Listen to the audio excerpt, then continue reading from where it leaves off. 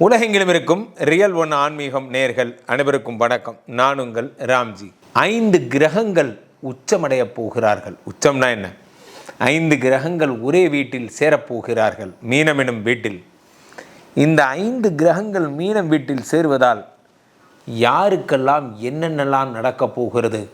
உலகம் பிரளயத்தில் ஆழ்ந்து விட போகிறதா? போன வருஷம் நிறைய பேர் சொன்ன மாதிரி பெரிய சுனாமிகள்லாம் வருமா, பெரிய பெரிய டால்ஃபின் மீன்லாம் வந்து நீச்சல் அடிக்குமா போன்ற நிறைய விஷயங்கள் இந்த 5 கிரகங்களால் ஏற்பட போகிறது. இந்த 5 கிரகங்கள் இணைவு என்பது சாதாரண விஷயம் அல்ல. ஒரு கட்சி தலைவர் இருக்கிறார், அவர் ஒரு கொள்கையை தலைமையேற்கிறார். இன்னொரு கட்சி தலைவர், இன்னொரு கட்சி தலைவர், இன்னொரு கட்சி தலைவர், இன்னொரு கட்சி தலைவர், 5 கட்சி தலைவர்களை ஒரே மேடையில் அமர வைப்பது எத்தனை பெரிய சிக்கலோ அதைவிட பெரிய சிக்கல் 5 கிரகங்கள் ஒரு ராசியில் அமையப்பெறுவது. இவர்களால் நன்மைகள் ஏற்படுகிறதோ இல்லையோ, தீமைகள் ஏற்படாமல் இருக்க வேண்டுமே என்பதுதான் எல்லாரோட வேண்டுதலுமே. இந்த 5 கிரகங்களும் ஒன்றாக சேர்ந்தால் பலவிதமான திருப்பங்கள் ஏற்படும். உச்சம் பெற்ற சுக்கிரனோடு ராகு சேருகிறார். சுக்கிரமித்திரன் ராகு எனும் பெயர் அவருக்கு உண்டு. சனியுடன் சூரியன் சேருகிறார். சூரியன் ஹைலி மேனேஜ்மெண்ட், சனி ஹைலி டெக்னிக்கல் பர்சன் என்று சொல்லுகிறார்கள், புரட்சி தலைவர் என்று சொல்லுகிறார். இதில் புதன் வேறு சேருகிறார். இப்போ என்ன ஆகும் என்றால், இவர்கள் எல்லாருமா சேர்ந்து இந்த மீன ராசியை ஒரு வழி பண்ண போகிறாங்க.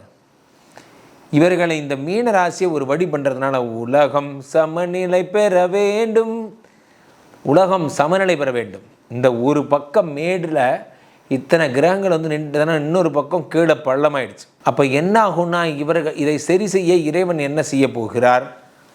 எத்தனை வெள்ளங்கள் வரப்போகிறது, எத்தனை பெரிய மாற்றங்கள் ஏற்பட போகிறது, எத்தனை பெரிய சீரழிவுகள் ஏற்பட போகிறது என்பதை குறித்தெல்லாம் நாம் பார்க்கவிருக்கிறோம். அதே நேரத்திலே எந்தெந்த ராசிக்காரர்களுக்கெல்லாம் குழந்தை பிறக்கப் போகிறது, எந்தெந்த ராசிக்காரர்களுக்கெல்லாம் திருமணமாக போகிறது, யாரெல்லாம் வந்து குழந்தை பெற்றுக்க போகிறா, யாரெல்லாம் வந்து வேலை கிடைக்க போகுது, யாருக்கெல்லாம் வந்து என்ன மாதிரியான நற்பலன்கள்லாம் ஏற்பட போகிறது போன்ற விஷயங்கள் எல்லாத்துக்கும் பதிலாக இந்த 5 கிரக சேர்க்கை என்பது நடக்கவிருக்கிறது.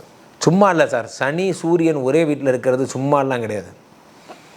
சும்மா கிடையாது. சுக்கிரனும் ராகுவும் ஒரே வீட்டில் இருக்கிறது சும்மா கிடையாது. சூரியனும் புதனும் ஒரே வீட்டில் இருக்கிறது. இது ஒன்று யோகம். சூரியனும் புதனும் சேர்ந்தால் புதாதித்ய யோகம் என்று அழைக்கிறார்கள். உச்சம் பெற்ற சுக்கிரனோட நீச்சம் பெற்ற புதன் சேர்ந்தால் அது நீச்சபங்க ராஜயோகம் என்று அழைக்கிறார்கள். ஆக இந்த கிரகங்களெல்லாம் ஒன்றாய் சேருவதால் ஏற்படக்கூடிய நற்பலன்கள் என்ன என்பதை நாம் ராசி ரீதியாக பார்க்க போகிறோம். மகர ராசிக்காரர்களுக்கெல்லாம் 5 கூடிய சுக்கிர பகவான் உச்சமடைகிறார். 5 கூடியவன் உச்சமாகி 3ஆம் வீட்டில் இருக்கிறார். 3ஆம் வீட்டுக்கு அதிபதியாகப்பட்ட குரு 5ஆம் வீட்டில் இருக்கிறார். பரிவர்த்தனை, குருவும் சுக்கிரனும் பரிவர்த்தனை. அதாவது என்ன பண்ணுறாருன்னா, செங்கல்பட்டு டிஎஸ்பியும் நம்ம இவரும் காஞ்சிபுரம் டிஎஸ்பியும் ஒர்க்கை மாற்றிக்கிட்டாங்க. கொஞ்ச நாள் உன் ஒர்க்கை நான் பார்க்குறேன், என் ஒர்க்கை நீ பாரு, எனக்கு என்னென்ன கண்ணில் படுதோ நான் சொல்கிறேன், உனக்கு என்ன கண்ணில் படுதோ நீ சொல்லுன்னு இன்டர்னல் ஆடிட் மாதிரி 2 ஆஃபீஸர்ஸ் மாற்றிக்கிட்டாங்க. எதுக்காகன்னா, ஒருவேளை என் கண்ணில் படாமல் ஏதாவது மிஸ் ஆகிருக்குமோ அப்படிங்கிறதுனால இன்டர்னல் ஆடிட் பண்ணிக்கிட்டாங்க. கண்டிப்பாக ரிசல்ட் கொடுத்துருவாங்க. ஏன்னா இவரும் கண்டுபிடிக்கணுங்கிற எண்ணத்தோடு வராரு, அவரும் கண்டுபிடிக்கணுங்கிற எண்ணத்தோடு வராரு. அப்போ 5 கூடிய குரு பகவானும் எப்படி புள்ள பிறக்காமல் போகும்னு பார்த்துட்றா அப்படின்னு நினச்சி வராரு. 5 கூடிய சுக்கிரனும் உச்சமாகி புள்ளையா பிறக்கலை, புள்ள இப்போ படுறா என்று வராரு. அப்போ யாரெல்லாம் வந்து மகர ராசிக்காரர்களோ அவர்களுக்கு 2 குழந்தைக்கு 4 குழந்தை பிறக்கும். ஒரே ஒரு ராமாயணம் மாதிரி 4 குழந்தை பிறக்கும்.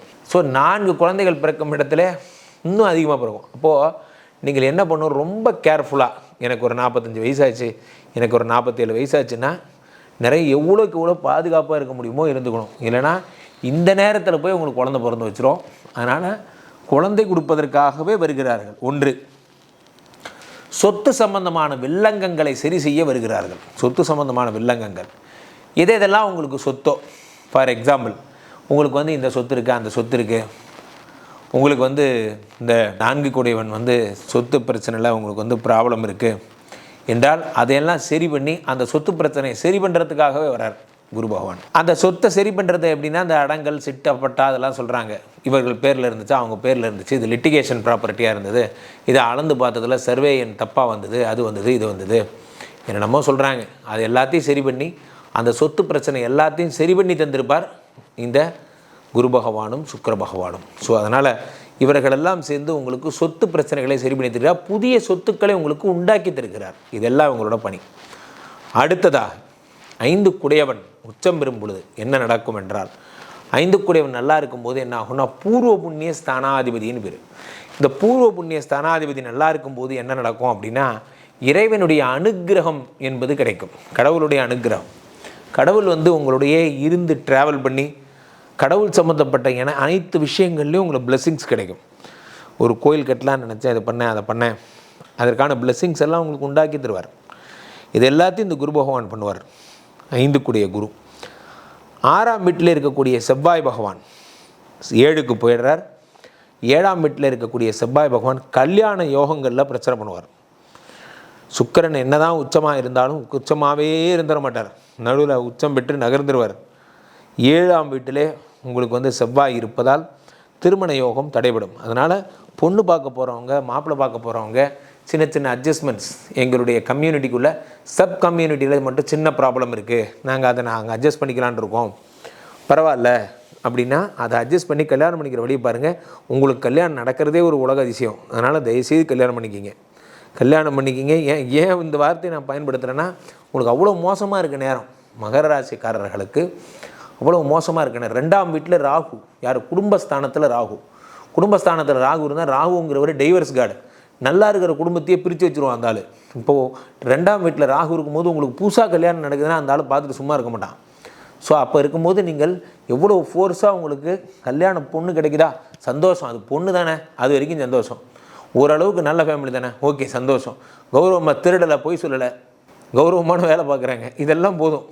இந்த குவாலிட்டிஸ்லாம் இருந்தாலே கல்யாணம் பண்ணிடுங்க, இது போதும். அதனால் மகர ராசிக்காரர்கள் ரொம்ப ஜாக்கிரதையாக இருங்க. மீண்டும் ஒரு நல்ல பதிவில் சந்திப்போம். நன்றி, வணக்கம்.